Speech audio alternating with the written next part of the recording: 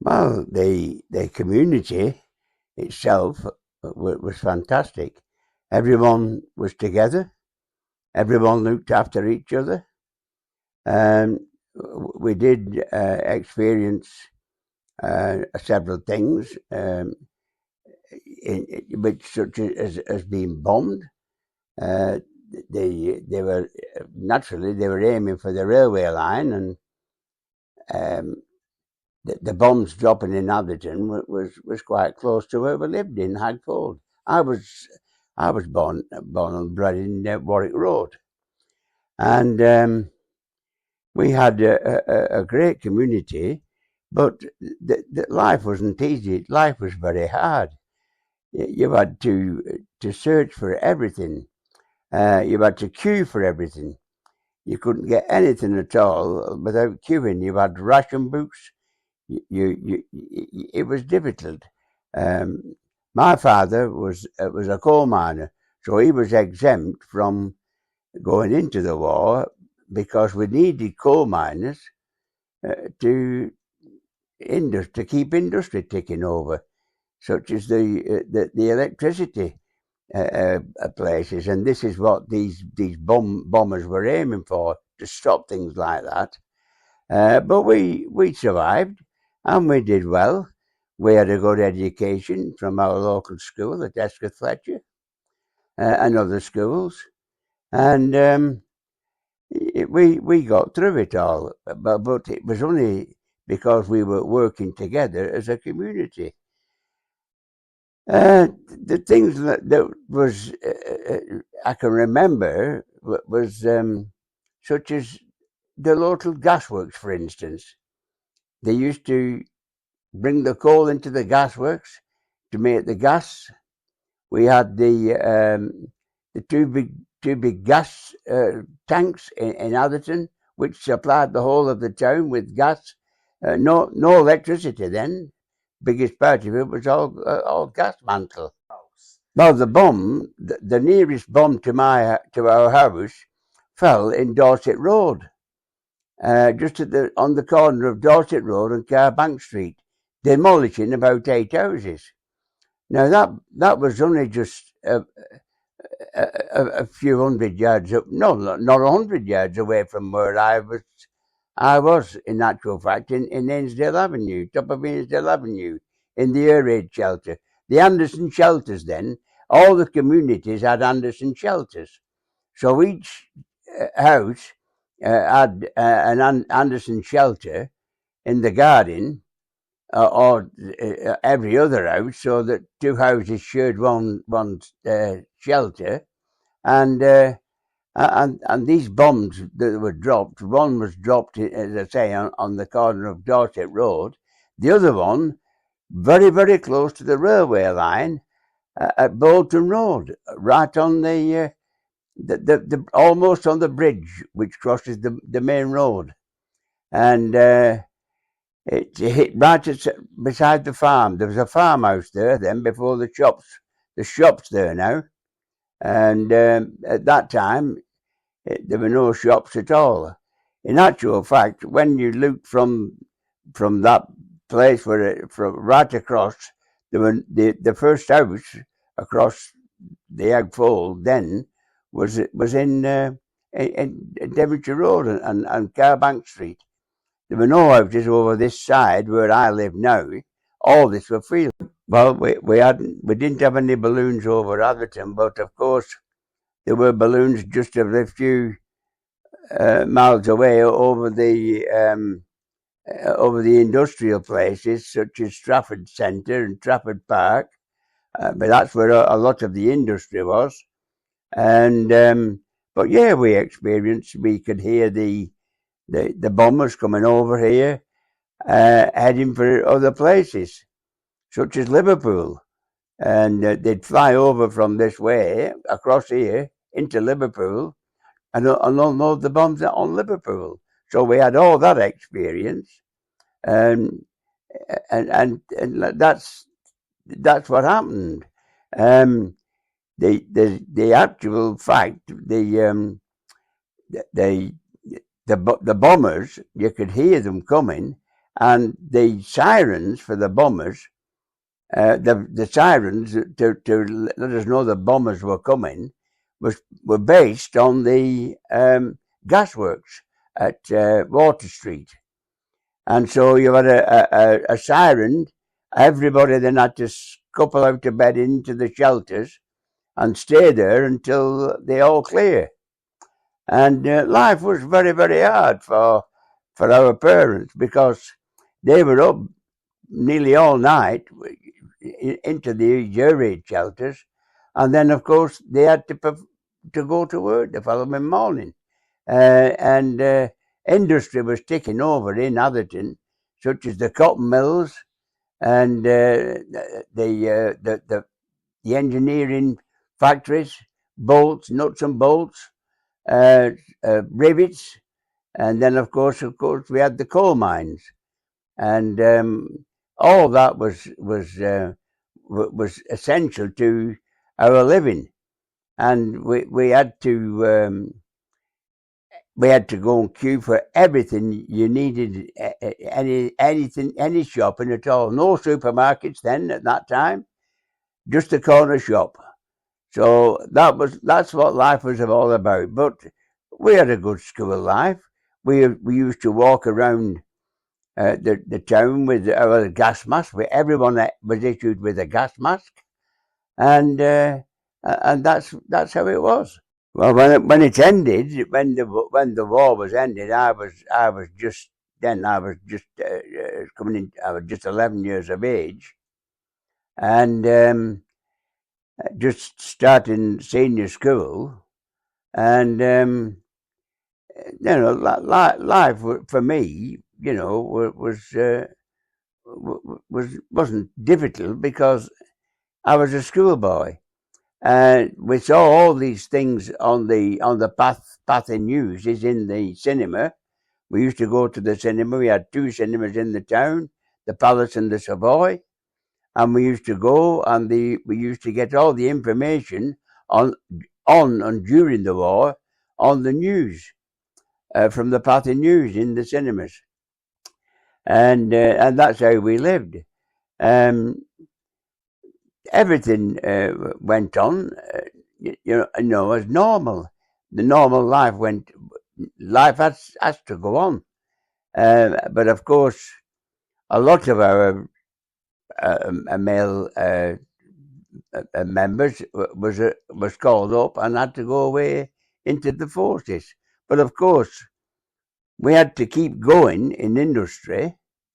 And so the coal miners were all exempt from the war, apart from the ones that volunteered to go. And of course, we did have volunteers from the coal mines, and they went into the wartime, into the Second World War, and they never came back.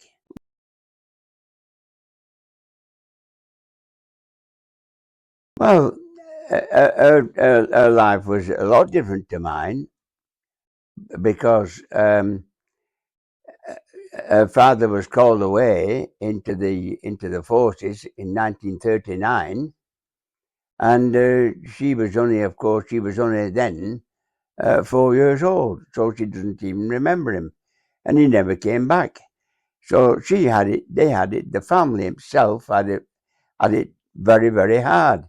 They found it very, very hard. And then in 1945, after the end of the war, they were told then by the Russians that they had to leave their home and go into a new Germany, and Poland had taken over the part of the Germany where she was born, and so she had to start a new life in a new town, and go to a school where the school that she went to was just one classroom. It wasn't like we had in Atherton. We had a different classrooms for different subjects. They didn't. They had one classroom for the whole school, for the whole village. And of course, at 15, she left no work, and then she had to go and find work in the nearest city, which was at that time was Berlin. And so she had a really bad time of it, and that's where I met her when I was doing my national service in Berlin.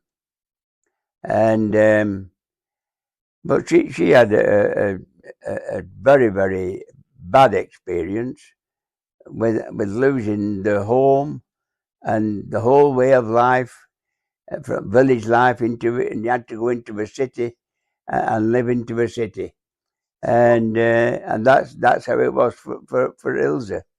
And of course, getting back to my side of the story, um, we had to try to help the best way we could at home.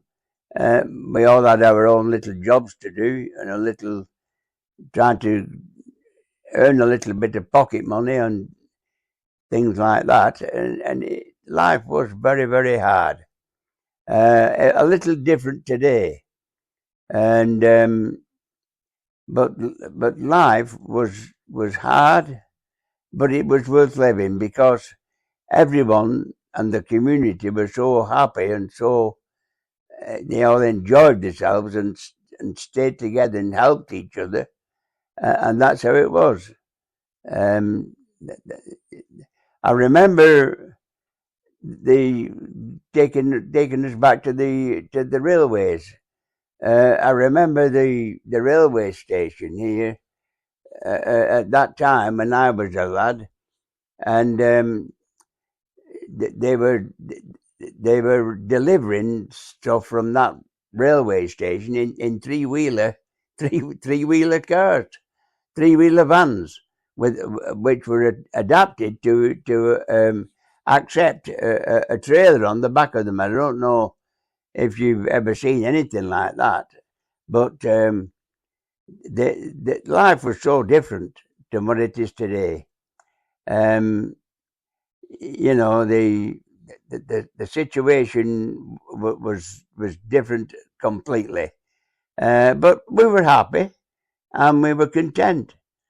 And then, of course, at the end of the war, in 1945, all the children of an age group of about 10, 11, 12, they all received a certificate from the King, King George V, and King George VI, sorry.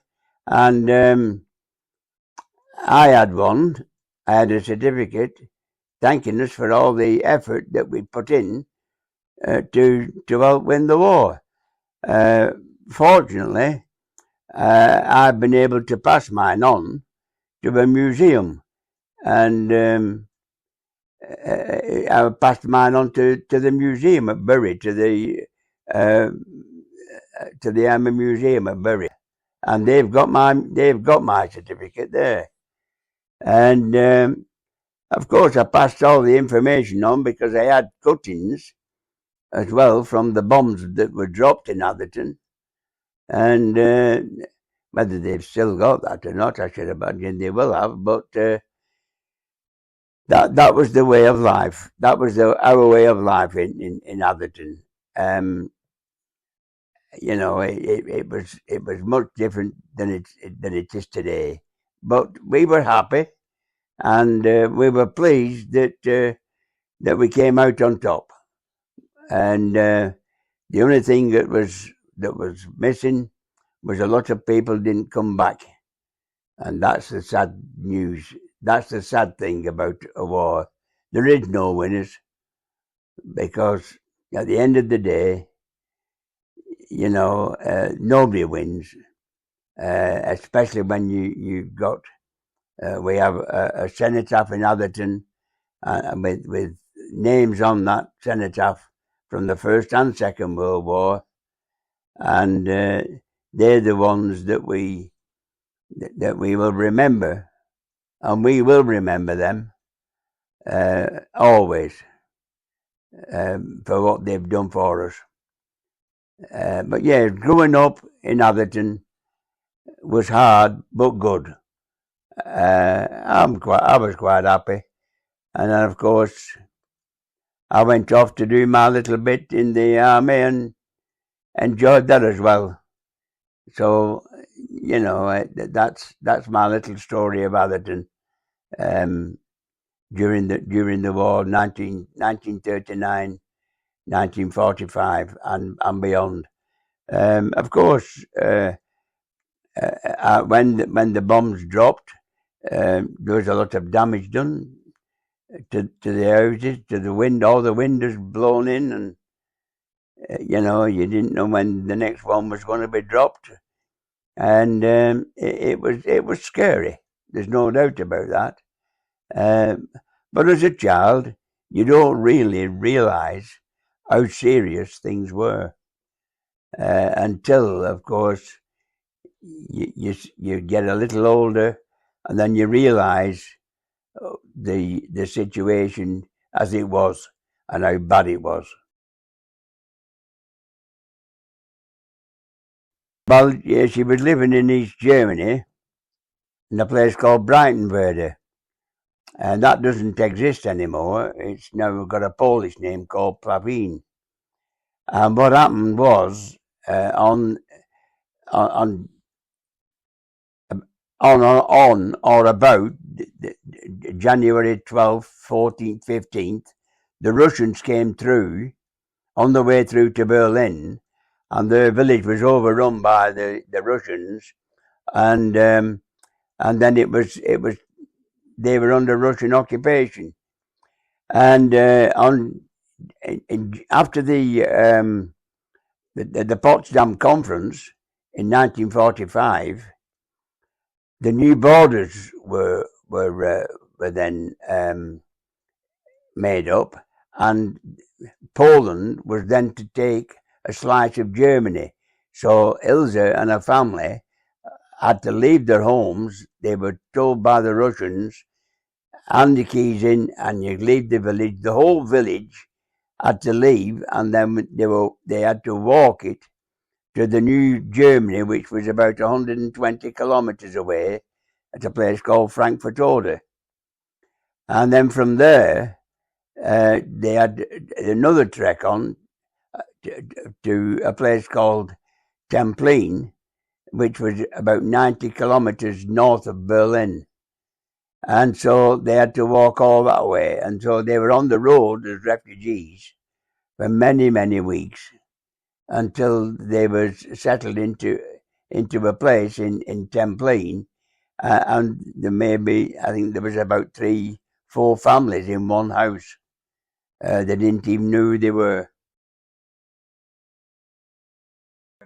Well, at the time she had to leave, she was 10, coming into 11, same age as me, and so she was like I say, she was only she wasn't very big anyhow, but she had the whole family had to leave.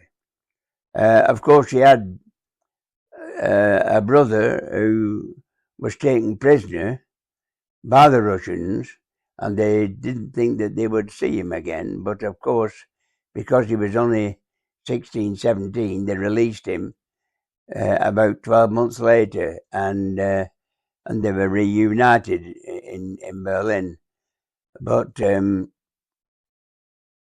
that was the way they lived.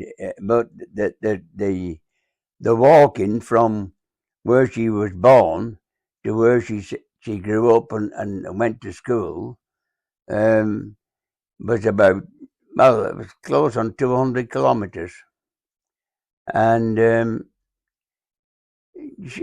they had a rough passage, a rough time. The refugees, there were no one there to look after them, although they were refugees. There was 7.1 million people displaced through that war, and that's the way that they grew up. They didn't have it any better. In actual fact, they had it worse than us. At least we kept our homes here, and we grew up here, and that was it. But the situation with Ilse was completely different. She had even had members of her own family that didn't make it because they were, for instance, a granddad was in his 80s, and he wasn't strong enough to make the walk and died on the way. That's how she saw all that. All that was things that she grew up with, without a father, because he'd been killed in action on the Russian front, and that was Ilse's part. That was Ilse's life as well, and of course we met in Berlin and started life together here afterwards in Atherton, and we've been very happy here. We've been married over almost 64 years. We knew each other, of course, longer than that, but we were married 64 years. We lived in this house here in Atherton for almost 60 years.